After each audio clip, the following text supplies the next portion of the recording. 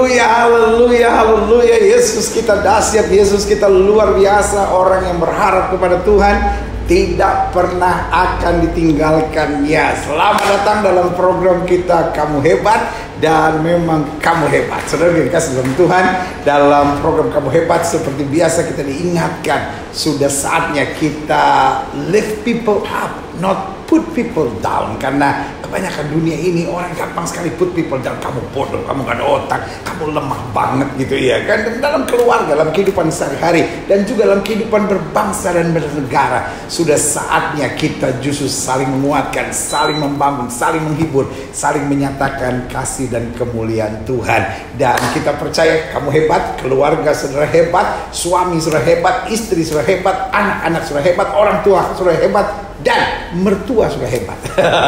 Dan juga bangsa negara kita hebat. Oh, haleluya. Saudara yang kasih dalam Tuhan, secara khusus hari ini saya bersama dengan orang hebat juga yang ada di Manado, yaitu Bapak Wali Kota Manado. Kita jumpai Pak Wali. Terima kasih buat bersama dalam program Kamu Hebat hari ini. Dan secara khusus kita sedang membahas dan melihat bahwa Manado ini dijadikan sebagai kota doa. Ya kan, ada banyak orang bilang Manado ini kota makanan, ya kan. Ada banyak orang bilang Manado kota hiburan. Tetapi Pak Wali mencanangkan Manado sebagai kota doa. Nah, bagaimana ini Pak Wali? Terima kasih Pak Pendeta. Shalom. Shalom. Selamat berkudapa dan semua yang sedang menikmati pembicaraan ini. Ya. Jadi terima kasih bicara soal Manado kota doa. Ini sebetulnya berawal dari Manado sejak saya jadi wali kota 8 Desember 2010. Keinginan besar saya Manado ini pertama menjadi kota rukun. Ya. Karena Manado ini kan Indonesia kecil. Ya. Mayoritas sebetulnya atau pemeluk agama yang terbanyak adalah Kristen. Ya. 60%. Muslimnya 30% lebih. Baru sisanya ada yang Katolik, ada Hindu, Buddha, Konghucu. Dan periode saya yang pertama didukung oleh para rohaniawan menjadikan Manado kota rukun. Dan mendapatkan pengakuan dari Komnas HAM sebagai kota yang mampu menjaga semua agama menjalankan kewajibannya dengan tanpa saling mengganggu. Wow. Masuk periode yang kedua, saya diinspirasi oleh hamba-hamba Tuhan. Waktu saya mengajak beberapa perwakilan itu ke Israel, ke Yerusalem dan sekitarnya. Jadi ini di tanah perjanjian. Di tanah perjanjian, saya bawa beberapa hamba Tuhan dan juga dari saudara-saudara kita dari Muslim. Ya. Ada Ketua Majelis Ulama Indonesia Manado, ada Kepala Kantor Kementerian Agama, ada tokoh mereka, dan sama-sama kita ke sana. Saat itu ada hamba Tuhan Pak Pendeta Honi, Supit Sirapanji. Orang pas lagi ada dalam perjalanan ya di bus, Pak Pendeta menyampaikan apa yang orang boleh bawa ke Manado dari tanah perjanjian Yerusalem ini ya, dalam kebersamaan orang ini. Mesti ada sesuatu yang orang buat. Dan kemudian Pak Pendeta menyampaikan bagaimana kalau Manado yang sekarang rukun kita jadikan Manado kota berdoa. Jadi disebutkan tuh kota berdoa. Saya cepat sekali menangkap ide itu, dan saya langsung bicarakan. Orang ada di bus dengan ada para saudara-saudara dari Muslim. Gimana kalau orang balik ini sepakat jadikan Manado kota doa? Semua agama kan mengajarkan tentang doa. Jadi ini bukan menyangkut doktrin satu agama. Respons mereka bagus, tidak ada yang menolak. Dari sana begitu kembali datang Manado, supaya tidak terlalu lama, saya langsung kumpulkan perwakilan-perwakilan. Di sini kan ada Forum Kerukunan Umat Beragama. Oh iya, Ada FKUB-nya juga yang lokal itu Badan Kerjasama Antar Umat Beragama. Wow. Saya kumpul mereka dan menyampaikan ide ini. Boleh nggak Manado orang selain kota rukun orang jadikan Manado kota berdoa. Sepakat, mereka menerima setelah didiskusikan dan melahirkan sebutan orang Roba menjadi Manado Kota Doa. Oh, tadi awalnya kota berdoa. Orang jadikan saja Manado Kota Doa. Dan ketika mereka bersepakat, saya bilang silakan atur. Kemudian dicanangkan itu tanggal 28 November tahun 2018. Karena kita punya situs objek wisata di Manado di pusat kota, ada simbol memang tangan yang berdoa. Di tempat itulah kita deklarasikan. Itu dibangun tanggal berapa? Itu kita bangun dari tahun sebelum periode kedua, sebelum 2016. Kita sudah bangun. Dan di tempat itu semua perwakilan golongan agama bersepakat, dan kemudian kita canangkan ini. Dan sampai hari ini berjalan dengan baik. Ya. Jadi luar biasanya karena rukun dulu baru bisa berdoa. Iya. Kita rukun baru kita tingkatkan ke kota doa.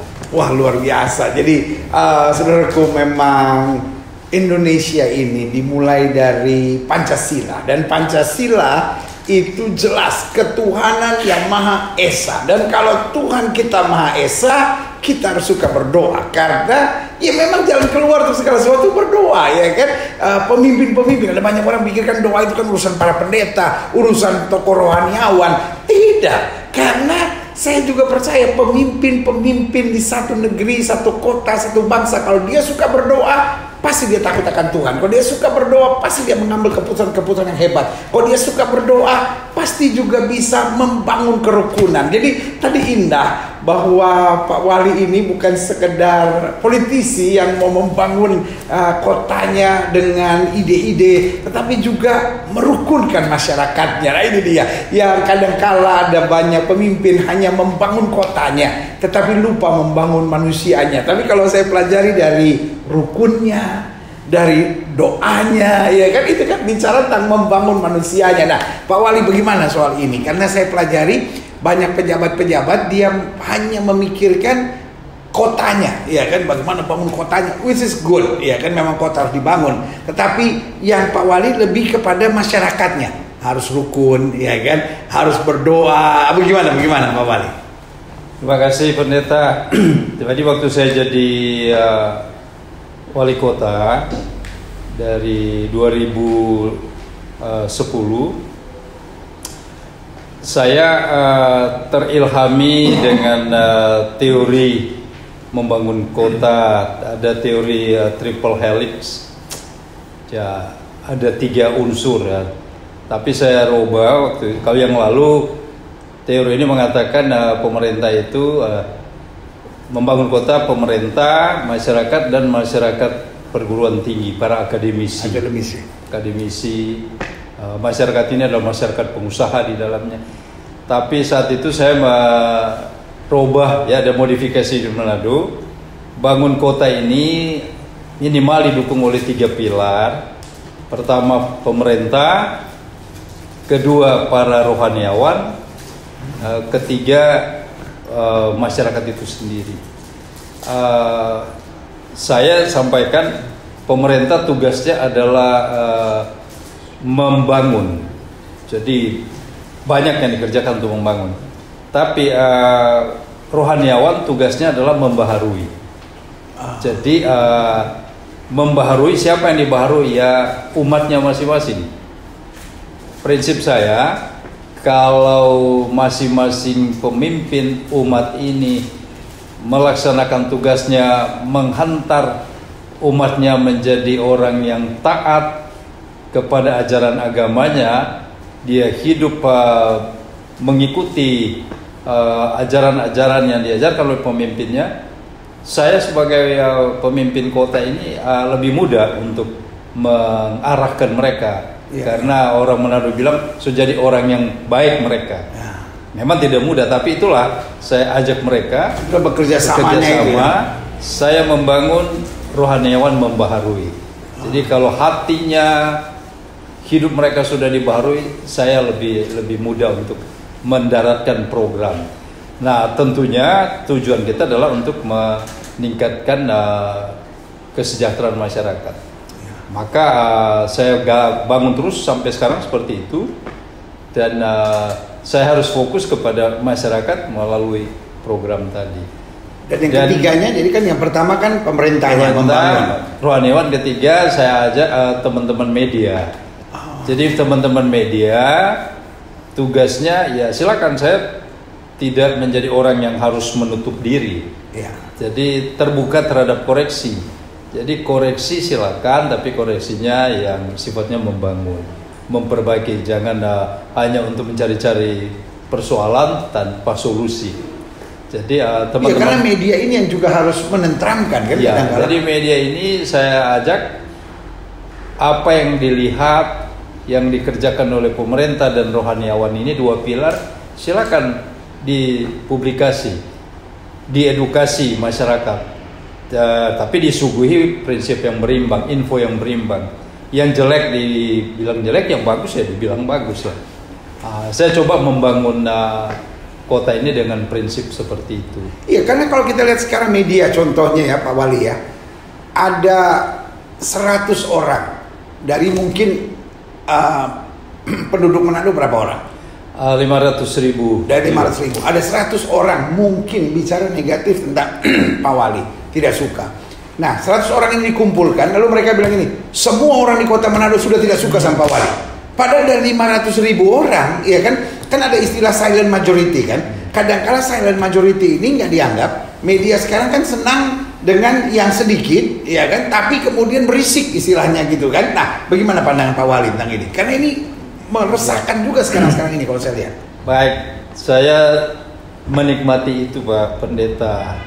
Jadi apalagi ada saat-saat, ada momen-momen tertentu suka muncul yang hal-hal yang seperti ini. Dalam 2 periode pengabdian saya ini ada 2 momen khusus yang selalu saya lihat dimanfaatkan untuk hal-hal yang tadi, ada yang mendukung, ada yang menjatuhkan. Periode saya yang pertama, Manado mengalami bencana alam. Banjir bandang 2014. Periode saya yang kedua mengalami bencana non alam, COVID. COVID, oh iya. Jadi mungkin kalau saya mau nulis buku nanti, malah 2 periode dengan dua alam dan non alam. Dan mungkin semua wali kota akan dapat seperti berkat luar biasa ini. Di 2 momen ini sama yang saya alami Pendeta, karena kita harus bekerja ke rakyat, ya ada yang ingin masuk menggunakan momen ini, momen politik.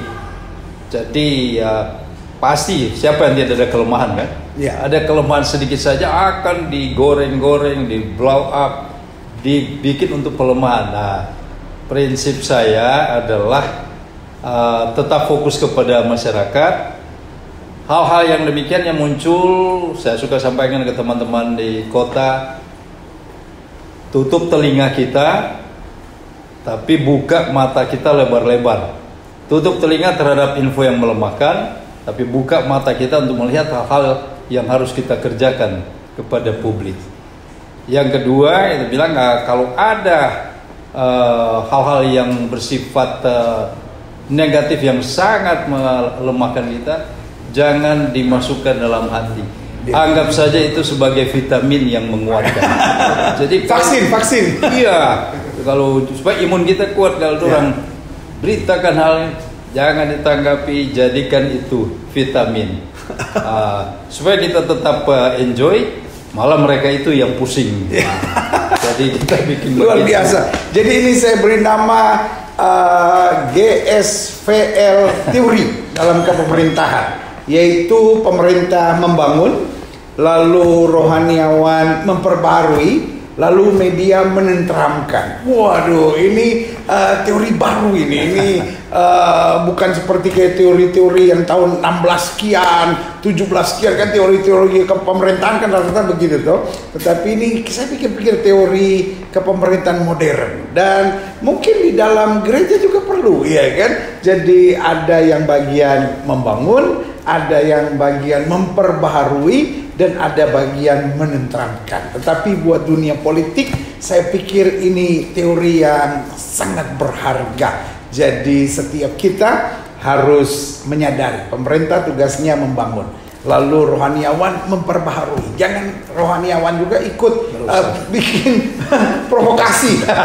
Dan yang paling parah, media itu harus menenteramkan. Media jangan cuma cari oplah. Kalau sekarang bukan hanya cari follower, bukan hanya cari sensasi, karena media sekarang kan banyak media-media sensasional. Makin sensasi, makin ini, seperti saya bilang tadi, ada 500.000, 100.000 mungkin, atau 100 orang mungkin tidak suka dengan sang pemimpinnya, lalu yang 100 yang diwawancarai tiap hari, semua sudah nggak suka pada kepemimpinan wali kota, padahal cuma 100, cuma berapa persen dari 500.000. Inilah waktunya Indonesia bersatu, inilah waktunya Indonesia saling membangun. Dan ini sesuai dengan kalimat-kalimat Pak Wali, ini saatnya Indonesia memainkan perannya masing-masing. Ada yang membangun, ada yang memperbaharui, ada yang menenteramkan. Wow, kalau ini menjadi program nasional dari setiap pemimpin kita, maka saudaraku, saya percaya Indonesia ini makin hebat, Indonesia makin dahsyat, makin luar biasa. Nah, Pak Wali ini kan mungkin sudah masa akhir kepemimpinan Pak Wali, dan luar biasa Pak Wali sudah lewati 2 periode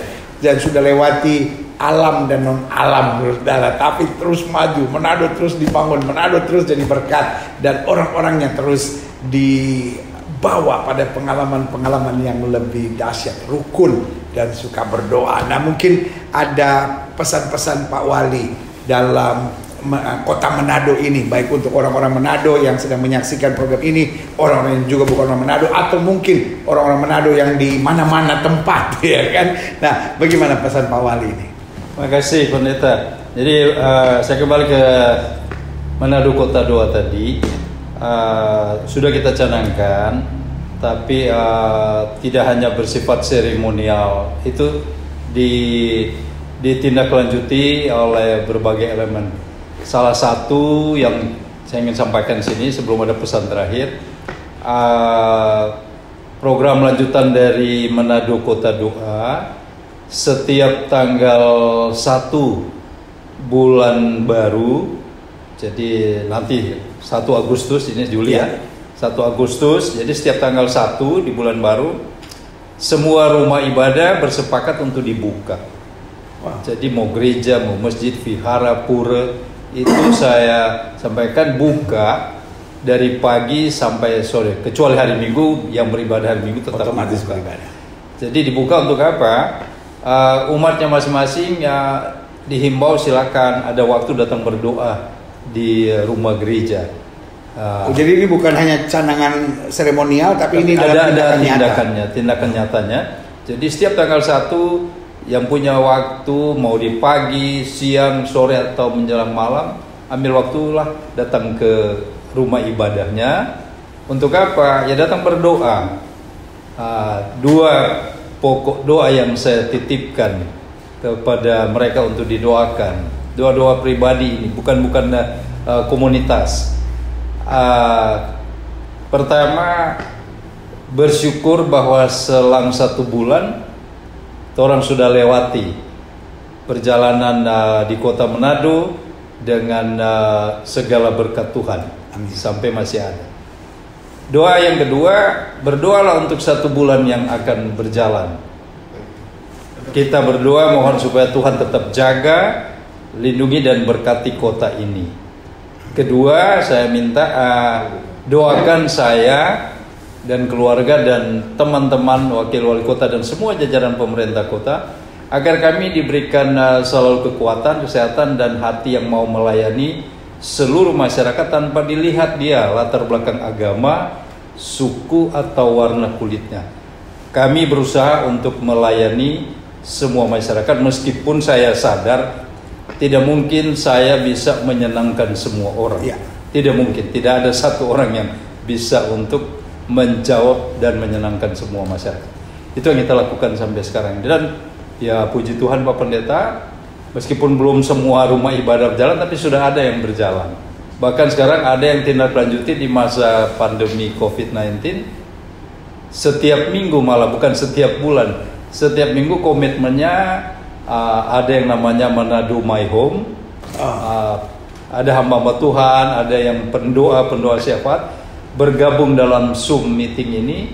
Ada sharing, saling menguatkan untuk iman, tapi ada yang mendoakan.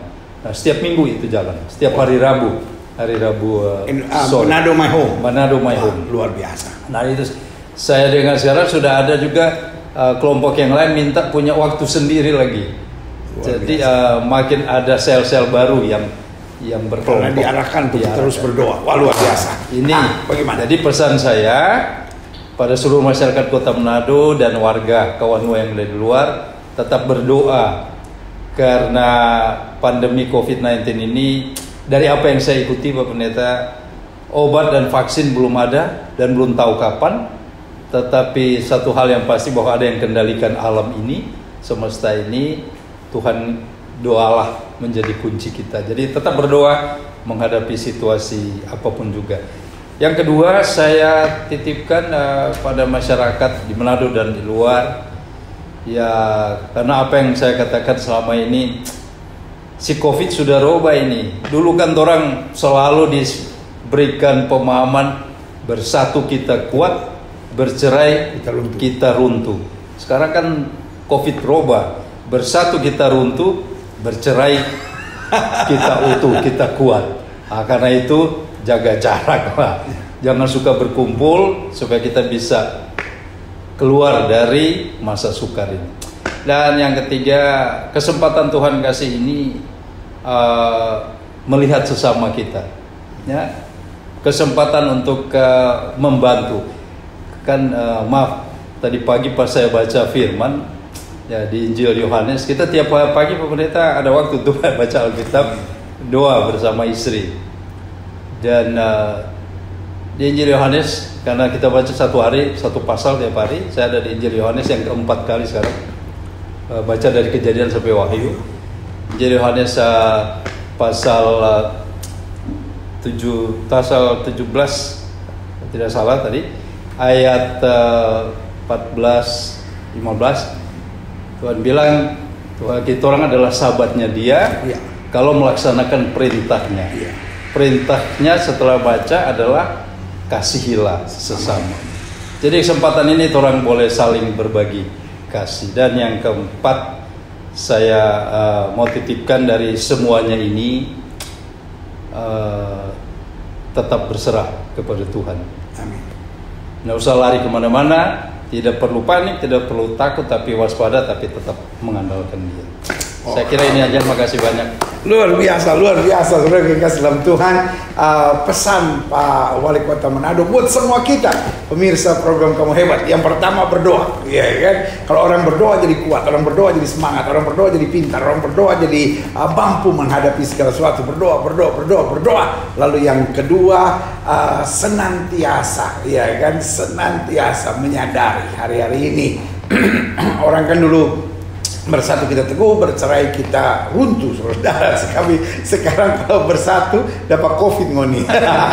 Jadi karena itu jaga jarak, ya kan, jaga jarak. Tapi tetap dalam hati kita bersatu, ya kan. Tetapi dalam keberadaan dalam sosialnya itu harus berjauhan, saudara, ya kan, jaga jarak, saudara. Seperti kita ini jaga jarak, ya kan. Lalu yang ketiga tadi diajarkan, mari hidup dalam kasih. Enak, saudara. Kalau dendam, benci, kepahitan gak enak, saudara. Tapi kalau kita mengasihi, suami ada salah-salahnya, udah ampunilah.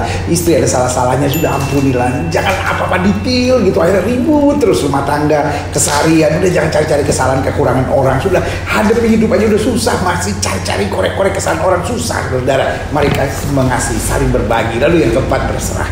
kepada Tuhan. Berserah bukan berarti menyerah, berserah bukan berarti lemah, berserah berarti tetap semangat, tetap lakukan yang terbaik, dan tetap menjadi berkat dimanapun Tuhan tempatkan. Saya Gubernur Moindong bersama dengan Wali Kota Manado hari ini mengingatkan buat saudara, kamu hebat. Sampai program berikut. Haleluya.